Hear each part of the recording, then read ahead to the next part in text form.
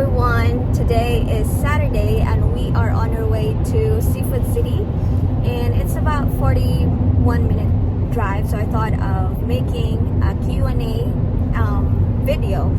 Somebody asked if I was supporting somebody or like family back in the Philippines before I got married and moved here in America.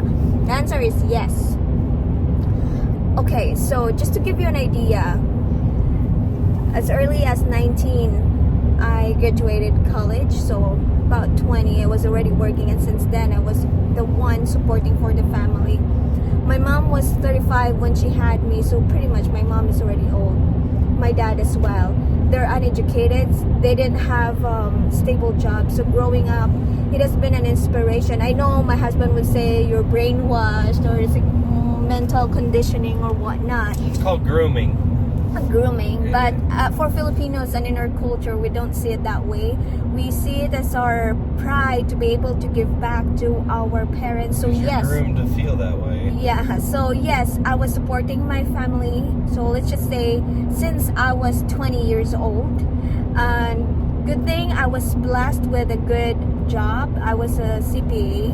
I was working in First, I was working in an electric company, and aside from my parents, I'm also supporting my brother, because in our culture, if you're the eldest or an older sibling and you happen to have a good job, it's somewhat like you are not really forced, but and not also coerced, shamed, no, not emotional blackmail. No, but it's kind of like it's an expectation. It's an understanding or an expectation, yeah, that you would help your brother or your younger siblings finish college as well, so they would have a brighter future. Well, in my case, I have one brother, younger brother. I helped him with his education, but my brother and I were totally opposite. So you would spend your allowance on drugs and drinking. He wouldn't pay the rent. You were giving him the money. He wasn't paying the school. He wasn't paying the board. Yeah, he was loafing around and goofing off, getting failing grades. That is true. He milked you for over a decade. That is true, and because I did not put my foot Big down. reveal, everybody. Big reveal, everybody. That's my brother. But just recently, I put my foot down. Now he's working. He's on his own. And yes, I failed in that aspect. My parents failed big time in that aspect. We were enablers to my brother.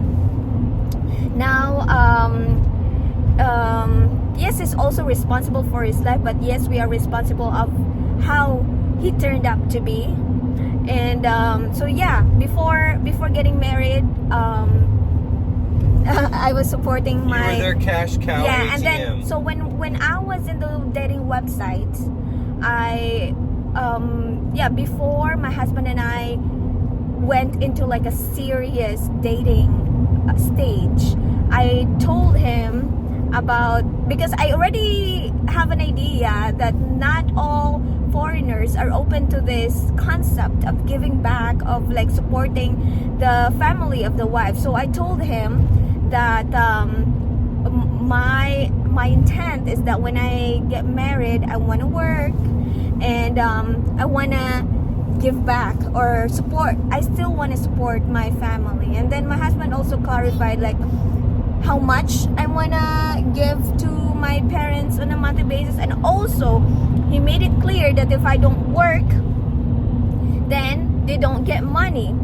But you know what, to be honest with you guys, even though my husband seems or come off as very strict and stern, or however you want to describe him, at the time when my work permit did not come in as expected, he felt what I felt at that time, and he was able to scrape something, not as much like the one that I expected to give my family had I been working at that time, but it was more than enough for my family to get through those times that I was not able to work. And also at that time I had like my separation pay from my previous job, so I was able to give that to my family as well, because yes, my parents have no work, and because they don't have education, it's difficult for them to get a job. Then you would be asking them, Arlene, how were they able to raise you? How did you get by all those years that you were not able Because to they work were for your motivated. family? No, at that time my parents were working the whatever odd jobs they could find in the neighborhood. Like somebody is building a house, then they would carry rocks or sand. And at that time, actually, like few years down the road, it became illegal, and then my parents would go to the beach and steal sand while it's still dark out, and nobody would see them, that they were the ones stealing sand, just to have something on our table, or to be able to help me with some of my expenses in the university. And now that I already have at the time that I was already had a job, I told myself that I would see them to have a comfortable life, like not that kind of life that they were doing before, like toiling in others' farm. And mind you, They retired the day you graduated. anyway, yes, which I am grateful for, that God blessed me to be able, that my family. Just don't dance around the topic. Just admit it. Yes, I admit it. But I'm proud to be able to give back to my parents, to be able to have them enjoy the kind of life that they're enjoying. It's not lavish, but it's way better than the kind of life that they experienced before. Growing up, I remember, let's just say in the 90s, my parents would work in a sugarcane farm or in a corn farm of somebody who's wealthy, and the pay back then was 50 pesos a day. Can you imagine? 50 pesos a day. It's like $1 a day. So yeah, that was our life back then. And then, so yeah, we lived near the beach or the sea. So as a kid, I would also help them. Oh my God, I'm getting emotional. But anyway, yeah, that's the answer, guys. That was our life. It was a very hard life growing up. And now, that's why now I'm very, very grateful of the kind of life that I have now, where I'm not stressed where I'm gonna get my next meal. I'm not stressed where I'm gonna get the money to pay for the bills. I'm not stressed when my daughter needs something, because I have money to pay for it. I'm grateful that my husband has a good job, a good paying job. And I'm also grateful that even if I have a daughter, I'm a mother now, that I was still able to find a job that flexible enough to be able to raise my own daughter and at the same time earn good money. So I'm very, very grateful. And this guy asking also that you must be earning lots of money to be able to throw that kind of money. Yeah. Each of us are 1% earners. Combined, that's a nice household.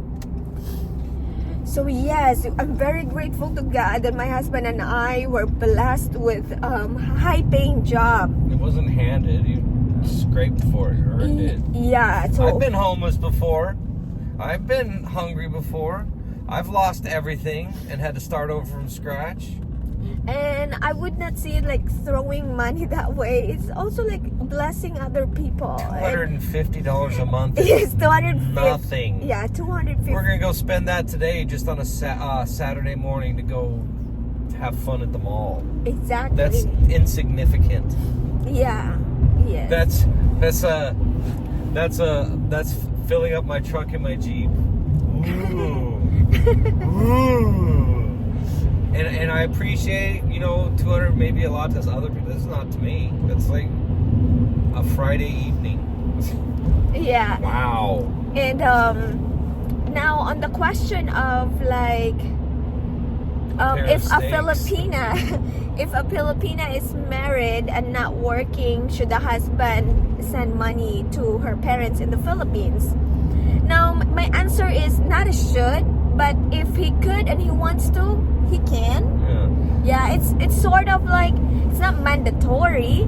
But if you're Pinay, whatever, if she's putting on a tampo and a pout and making your life miserable because you're not funneling money to her family, she's in the wrong. Yeah, but shame on her. But also, I would feel her as well if, for example, you're really doing well here in the U.S. and you can't, and you really don't want to share. And I sympathize with her if she feels bad that she's having a very lavish lifestyle here, and she knows that her parents are not eating because they don't have food. So yes, normally she would be not 100% happy, even if like her own family, you and your kids are enjoying a great life. Yeah, well, what was her motive for marrying you then? If her motive was to tap into your money. No. My what I'm saying is, if you're like having like an super extra, like, I mean, $100, $200, it's not too much. No, it's not. Yeah, that's just my point. It's just when I get offended is when it becomes an expectation that it's not. I'm not your ATM machine. Yes, and I understand that part. And this idea that I have to. No, I don't. And they got along before you came along. They'll get along just fine. Yeah, that one way or another, they're gonna scrape up and have a meal. They're not gonna starve to death. That's true, and I believe as well that lots of Filipinas understand that they could not force their husband to support their family. So the Filipinas would find ways to do a side hustle on this, and then, or find work, or if you have kids, then I will not be surprised if your Filipina would be like, hey honey, my friend would like me to babysit their kids. Yeah, they would do that. They would do because they're not very picky with work.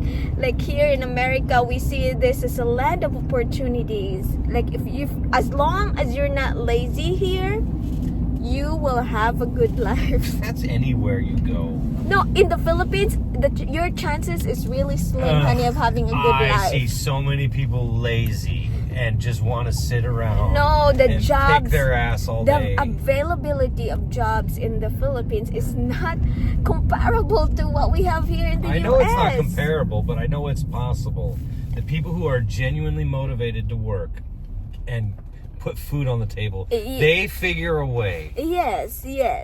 But I mean, if you put that kind of effort here in the US, much more return you will get, because there's a lot of opportunities there and bigger pay.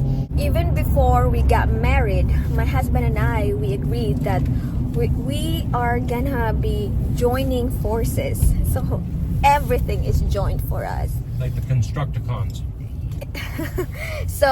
Or Voltron. So yeah, even back then when I didn't have work, I have access to his finances. I'm already added to his 401k. I have access to our bank accounts right as soon as I had my social security number. We went to the bank and added me as a joint owner of his bank accounts.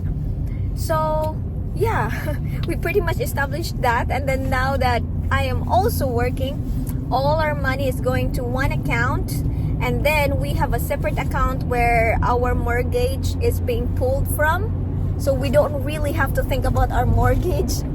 And then my husband and I, we monitor our finances every month, like we budget every month. But of course, before the year starts, we do our projection and we do our goals for the year, and then we do our monthly, and then we do our weekly visit, like how are we performing this month. And there are some surprises. Then we're not very strict. We're not very hard on ourselves if, for example, we did not. Well, what did we budget at the beginning of the month for eating out? Yes. What was it? $300? $500. How much have we spent already? $550. Okay, big deal. Yeah. I mean, we're not beating ourselves up over it. Yeah. That was Taco Bell if we went to a restaurant. And then the steaks. Steaks? No, that counted towards groceries. No, I put the steaks, the big shopping for steaks. Oh, okay. And the food eating out. And then, anyway, whatever. I know there's some couple who don't do this because their idea is like, if we have that kind of arrangement, then I will not have the flexibility or the freedom to spend my money. Well, there's where you're wrong. It's not your money. It's not his money. It's married money. Yeah, exactly. If you're doing it right, you're in a household income where your goals are not separate from each other. Otherwise, you just have a roommate that shares with rent. Yeah, and we believe that with this kind of setup, we were able to meet our goals faster. And then that's also like it's not like if we have this kind of setup that I can't spend my money anymore. At the beginning of the month when we do our budgeting, my husband will be like, oh, this game is about to come out, I want to buy that game. And then I'll be like, yeah, let's incorporate my corals, or maybe a tool, or yeah, a thing for the truck or the house or whatever. Yeah, then we put that in the budget. And then if for some reason I would go back to him and like, can we do it next month, for example, because we need to prioritize this household expense, then that's fine. We talk as a couple. Yeah. And we don't argue over, we talk, we deliberate, and then listen to each other's counsel. Listen to each other's counsel, and that's the beauty of it, not being oblivious. And then, because at the end of the day, if your spouse rack up some debts, you would be liable for it anyway. Yeah.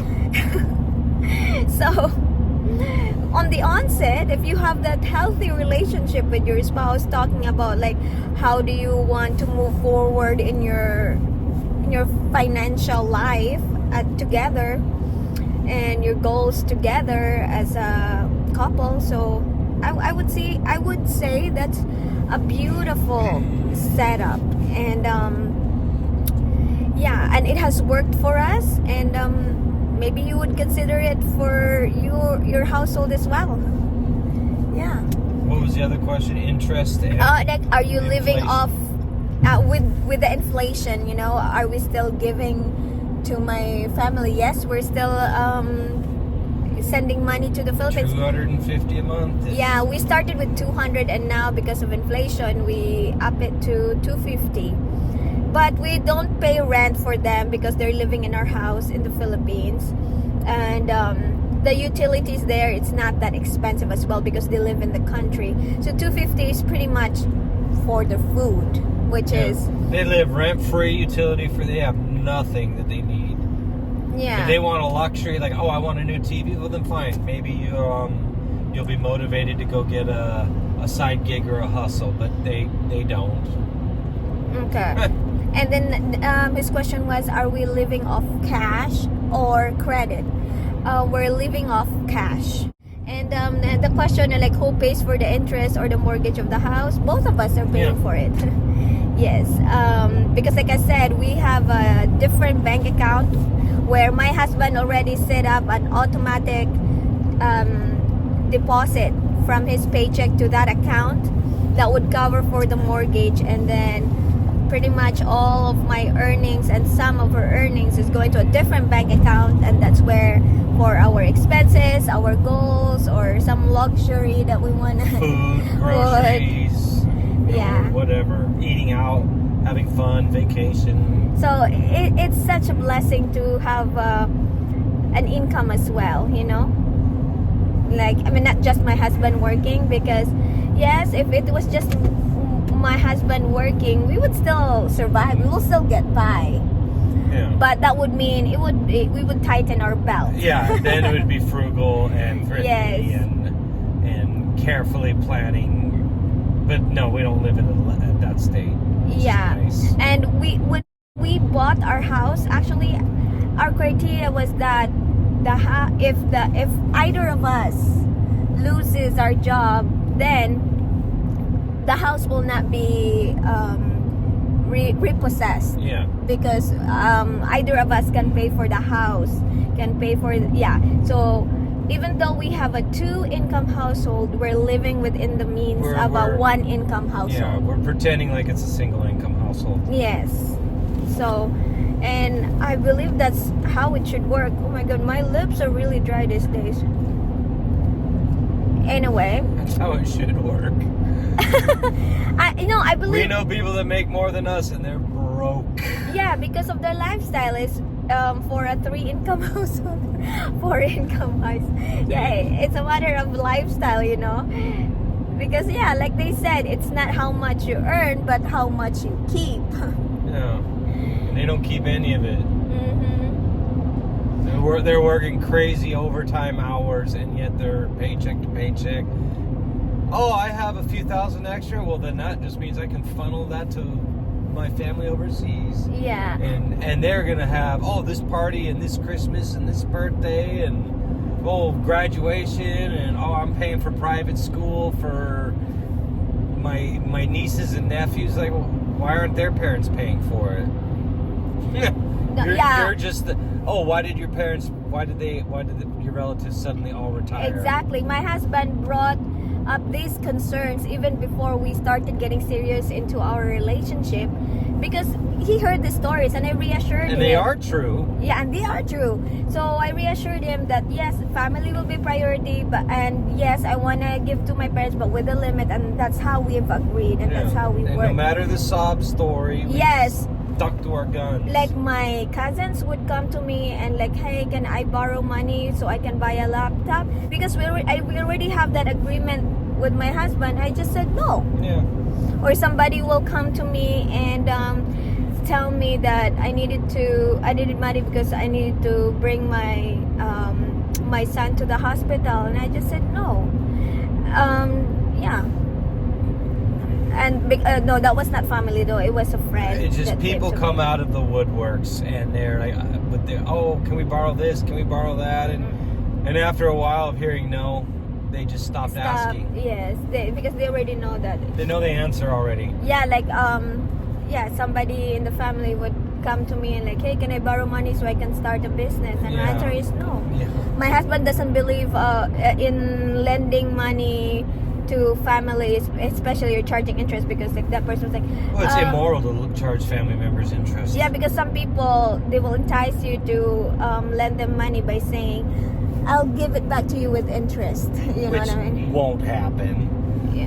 When it comes time to payday, there'll be reasons or excuses. Always. But without anyway, fail. Anyway, going back to our setup where we track our expenses and we do our budget. Now, if somebody will ask me where our money went, I can tell to the last penny where our money We went. spent X on groceries and X on electricity or fuel or whatever. Yes. And the beauty, and it's so easy to do it here in America because the transactions are with your debit card. Digital, and you have a bank statement that you can refer to. And like in the Philippines, I know it's a challenge because in the Philippines we're still working on a cash basis. Well, as not that I'm pitching a cashless society. okay. But I don't mind the hybrid. Yeah, but in our household, mostly it's pretty It's much mostly digital. digital card swipe like that. In the Philippines, it's cash. But if you really wanna do something, if you have the motivation, you will do it even if it's inconvenient. And so yeah, we're doing that, and we're very happy that for 2023 we have accomplished our goals, and we did not really feel that we were so hard on ourselves just to accomplish those goals. Do you feel like I was so hard on you? Okay. And do you feel that we have accomplished a lot in 2023? Yeah. Like paid off our credit cards, bought the truck with 2/3 down payment. We bought a new fridge. We bought a dishwasher. And Still got to eat out. we still get to eat out and celebrate, you know. Wow, you bought a fridge and a dishwasher. Ooh. But we did Whatever. not. But we did not go on vacation. No Gucci Not yet. bags. No or Gucci. Prada purse. Yeah, or no eating in a 5-star whatever.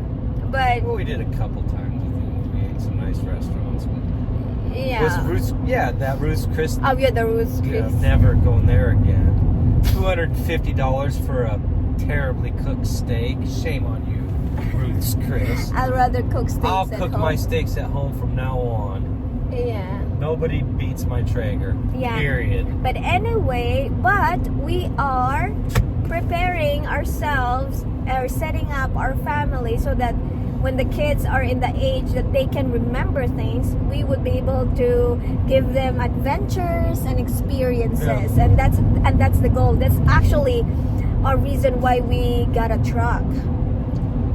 Go Yeah. on big, long overlanding adventures across the country. Yes, and we want them to have that kind of experience growing up. So the core memories, you know. All right, so the question on if would I get married or would I have not get married if my husband will not allow me to give money to my parents, the answer is no. I will not marry somebody who will not allow me to give back to my parents. That's why before we even started in a serious dating relationship, We were a couple of weeks into it. And Yeah, we started establishing rules. yeah, I established it already because I don't want to invest emotions and time Yeah. with a person that doesn't have the same understanding. Like, I'm not going to invest my emotions and time in a single mother. Oh my God! Why am I going to pay for your bastard children? You're inserting that again in here, and they will bash you. I don't care. Yeah. I'm not a cuck. Anyway, yeah, you do you. If that's you, yeah. If you want to be a cuck, go be a It's just cuck. that my husband, that's his stand as well. That he doesn't want to raise other people's kids. You know.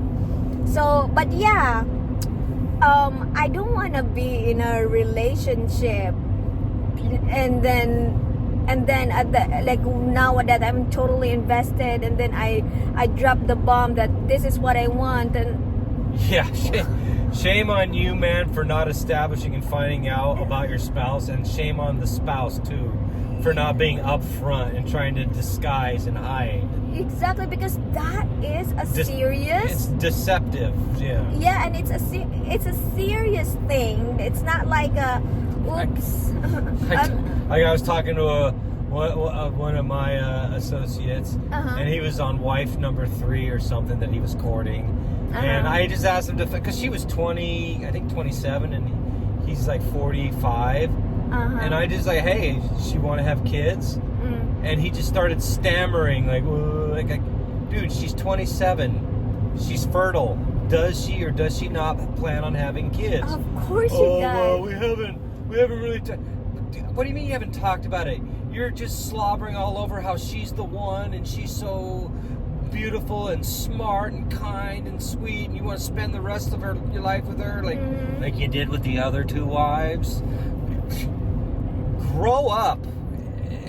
Yeah. Establish while you're dating important, critical, Commitments. life-changing. Yes. Not like, oh, you have a particular fashion or hobby. That's fine. That's not crippling. But where do you plan on living? Where do you plan on having kids? Or do like, you want kids? Do you not want a kid? Are you gonna allow your wife to work? Because what if she's expecting that she's gonna be able to work, but then when she gets into America, you're like, no, I don't want you to work. Yeah, yeah. So Man yeah. up and be pragmatic and plan ahead. Don't be an irresponsible child who just wants to get their pee-pee wet. Yeah, make sure you're in the same page with the Filipina that you are dating, especially with the difference in our culture. Oh boy, you really need to discuss things and don't just assume. Do not just assume. Make or establish it, the understanding between the two of you, that you really are on the same page. because if you will be married, it's like, oh, I thought this and that. Oh, I thought, oh boy, that's too late now. You're both at fault. Yeah. The husband and the wife. Yeah, You both should have thought ahead and talked about it. exactly. And now when you're married, it's not just you and your husband. You have kids to think about too. If you have kids. If you have kids. Maybe not. Yeah, but still, It even should if, have been a topic. Yes. yeah, but still, even if you don't have kids, you already made a commitment. It's a sacred promise to get married with somebody, to be able to just, because we didn't have this understanding, okay, let's separate or let's get divorced.